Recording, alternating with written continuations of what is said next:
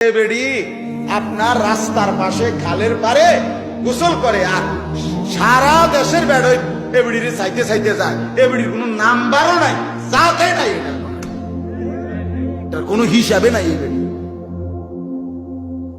এই অসভ্য নারী, এই বেহায়া নারী, এই বেপর্দা নারী, এরা নিজেরাও বরবাদ, এদের স্বামীও তাই ইউজ। এটা পরিষ্কার হাদিস। রাসূলুল্লাহ সাল্লাল্লাহু আলাইহি ওয়াসাল্লাম বলেন, যেই পুরুষ তার স্ত্রী মেয়ের অশ্লীলতা, বেহায়াপনা, বেপর্দার জিন্দেগিকে মেনে নেয়, খোদার কসম রাসূল বলছে সে দাইয়ুস। আর ওই দাইয়ুস রাসূল বলছে জান্নাতের ঘ্রাণও পাবে।